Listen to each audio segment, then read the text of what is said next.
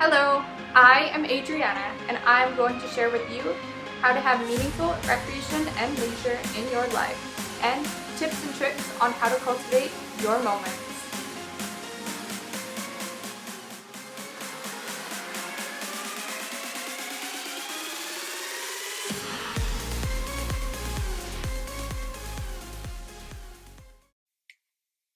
Hello everyone, it's nice to see you guys, or if you guys are tuning in on podcast, just for you guys to be present with me. I'm excited to share with you guys a topic that I'm very passionate about. Today I'm going to be talking about recreation therapy. Obviously that's a passion of mine because I'm pursuing it as a career. To outline what I'm going to be talking about today, I'm going to first start talking about what recreation therapy is. Then I'm going to go into the difference between a recreation therapy assistant and a recreation therapist. After that, I'm going to be going into some of the philosophies we use, and then at the end talking about how I've applied some of those philosophies into my own personal life. And at the end, similar to last week, I'm going to give you guys a recommendation. So this week it's an app, so stay tuned. To start off, let's talk about recreation therapy. So how is it applicable? To start off, recreation therapy is a more holistic health field. We talk about looking at their whole self, not just one thing. We work to restore and rehabilitate individuals through recreation and leisure to increase and improve their quality of life and their health. By doing this, we empower the individual to achieve their goals. The beautiful thing, I think, about recreation therapy is just because someone has a goal doesn't mean there's one way to get there. So say if they're working on their emotional health. In a professional field, it would be a lot more detailed than just emotional. But say if they're working on something emotional, think about how you can improve your emotional health. There's multiple different ways to approach it and get the same result. Then the individual has the opportunity to work with activities that they like and they're interested in. It's going to be more intrinsically, individually motivated for them. Lots of the time when we think about recreation therapy, people immediately go to, we play bingo with older adults. And yeah, sometimes we may, but there's definitely a wide variety of things. Older adults is one of our populations that we could work with, but it really could be any area of life. It could be starting from young, maybe an infant, all the way up to older adult. We could work in correctional institutes and different facilities, like I mentioned, correctional institutes. Maybe it's assisted living, maybe it's a day program, wide variety. I think that's the beauty of it. That being said, let's get into the roles. So there's actually 3 roles. There's more than that, but I'm only gonna mention 3. There's also recreation therapy specialist, and there's a lot. So to start off, there's a recreation therapy aide. They are most likely just going to get on-site training, so training when they work at the facility. And then there's recreation therapy assistant, which I'm going to talk about much more than the aide. So the recreation therapy assistant is what I'm going to school for currently. We are going to have either a certificate or a diploma, so we're going to have some form of formal education. Our role is to create sessions, implement sessions. During those sessions, we're going to be adapting as needed for our clients' individual needs. And then we're going to be observing and reporting back to our therapist. So that brings us into the therapist role. So the recreation therapist typically has either a degree or a master's degree, so bachelor's or master's. So they're going to be creating the goals. They're going to be doing the assessment, the evaluation, and then also the program planning. And sometimes they'll be implementing as well. It just depends facility to facility. Now we're going to talk about some philosophies. The first one being our domains of wellness. So this is a huge thing for recreation therapy because we're going to look at the domains of wellness. The therapist is going to look at what domains feel that they need to work on. And then from that, the therapy assistant is going to create sessions depending on that domain. So we classify it as PECs. There is a silly amount, a great amount of domains of wellness online. In class, we only talked about 6. I have seen ones where there's 11, where there's 9. I'll briefly mention some that we didn't learn in class, maybe the reasons why, but then maybe some considerations to make for those. PECS stands for physical, emotional, cognitive, social, spiritual, and sensory. I'll go over each one. Physical, we're going to be looking at activities that get us physically moving. Maybe we're going for a walk, maybe we're bowling. There's many different ways for each one to have an activity around. And I'll link my home recreation guide. I listed out 7 different recommendations for each domain, and then I'm working on my blog posts and going through each one and then having websites that go to that. So stay tuned on my website for that as well. E being emotional. So that's pretty self-explanatory. It's working on how we're feeling. The next one's cognitive. So often we overlook some things that are actually cognitive. So maybe playing a strategy game or a board game or playing some kind of trivia. There's lots of ways. Maybe continuing education. Maybe you're in school, or maybe learning about a new leisure interest. So many different things. The next one is social. Again, pretty self-explanatory. Socializing. There's different aspects you can work on in that. The next one is spiritual. So I know for myself, I'm not judging anyone who is religious. Previously, I said, oh, I don't need spiritual. I don't follow one strict religion, so I'm just going to throw that out. Don't do that. Spirituality is something that you can practice without a specific religion. I think it's a common misconception that you need to have a religion in order to be spiritual. Being spiritual just means to have some kind of belief and value system. And we all have that, regardless of if we're aware of it or not.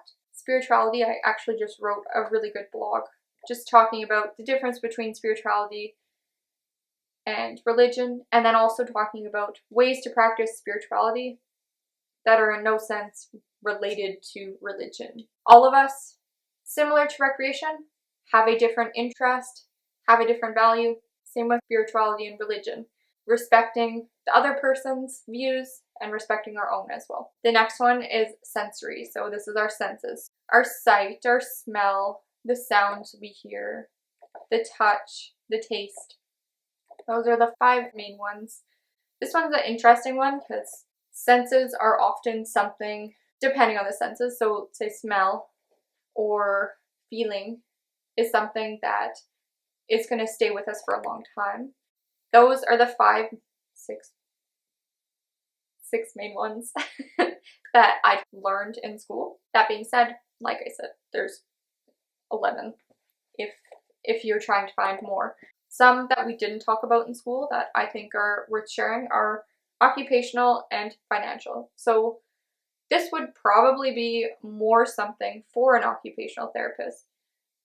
And I think it's important as a recreation therapist, or even as your personal self or a recreation therapy assistant, to recognize someone's financial abilities, because yeah, it's great if you want to go skydiving, but that's really expensive.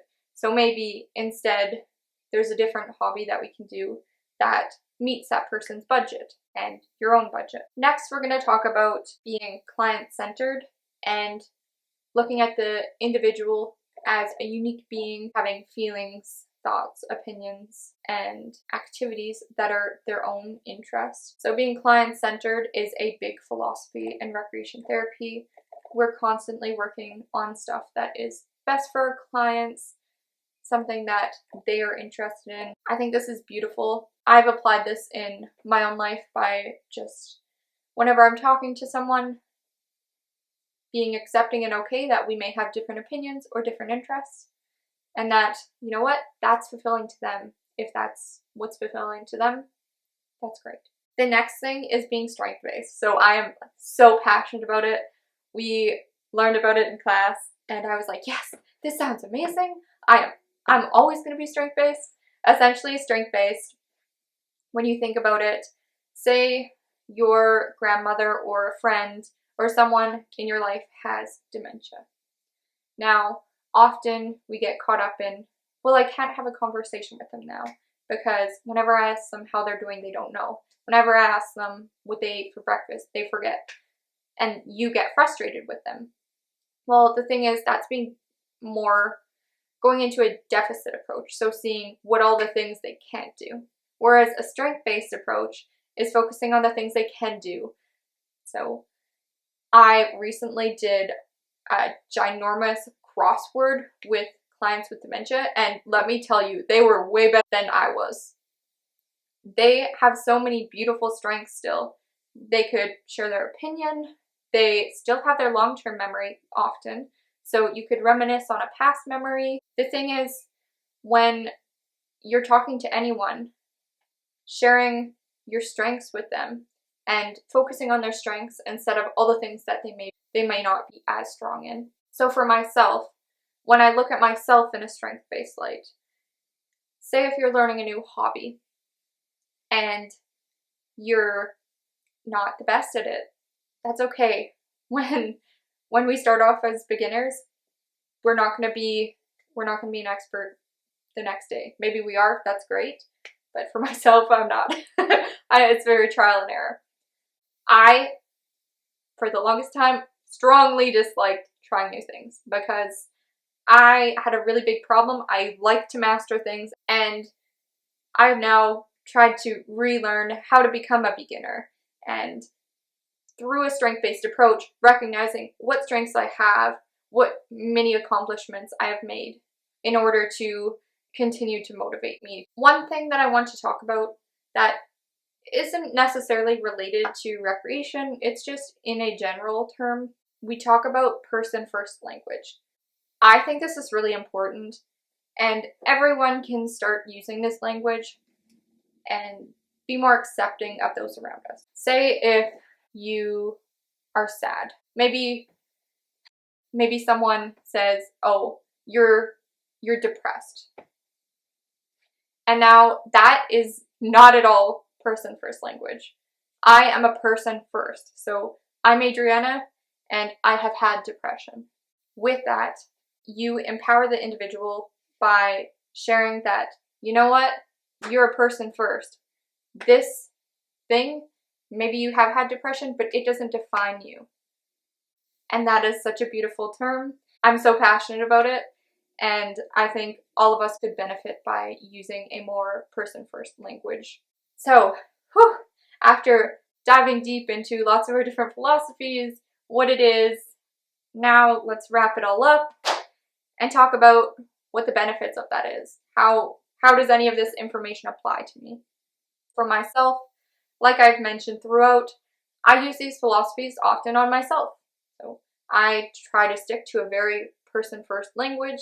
I try to be strength-based in my own life, looking at myself, looking at my strengths before my weaknesses, and recognizing that if I have a weakness, it's okay. And being client-centered or person-centered in the sense that looking at an individual as a being with feelings, with aspirations, with goals, and not looking at an individual for all their faults, looking at them in more of a positive light. And I talked about the domains of wellness. So for myself, setting up my recreation calendar, yes, I have this. It's awkward. I have my own. It's okay. Too passionate. And looking at what area I want to focus on. The interesting thing of domains of wellness is they often overlap. Say if you're playing a board game with friends, well then you are using your cognitive skills for the board game, and you're using your social skills for socializing with your friends. And what I'm trying to say by all of this is that you should look at all of them and maybe make a list of things that, okay, for each domain, this is the different activities that I like in this. From there, picking different activities from all of the different sections so that you have a very fulfilled leisure lifestyle. And lastly, my recommendation. My recommendation this week, it's an app called Yupper. So it starts off just by a conversation. So it says, how are you doing? So then you press, I'm feeling, and then you pick an emotion. What are you feeling today? So today I'm feeling optimistic, let's say. And then you get to rank, well, how optimistic are you feeling? I'm feeling 75% optimistic. And you say, there, I'm feeling very optimistic. Then it asks you, well, what is making you feel optimistic? So there's lots of different things like work, socializing. So I'm going to say I'm going to have some socially distanced visits today. So I'm feeling optimistic about socializing. And you capture. The interesting thing about this is you get to label how you're feeling. You get to scale how much you're feeling that emotion. And then after that, you think about what is making you feel that way. So the interesting thing about this is after you have listed this, it still goes on and starts talking about that emotion. It allows you to track your moods and what things may be making you sad or some things that may be making you really happy. It gets to track what specific things are making you feel different ways. Well, I think it's very beautifully designed. I will link it below. I couldn't recommend it enough. It feels like you're having a casual conversation with a friend, but you're actually like doing very good emotional work on yourself. The reason I picked that app is this month is Mental Health Awareness Month, and what a good time to focus on our mental health and focus on identifying our emotions. So further ado, thank you guys all so much for tuning in, and I will see you next Friday. Goodbye, guys!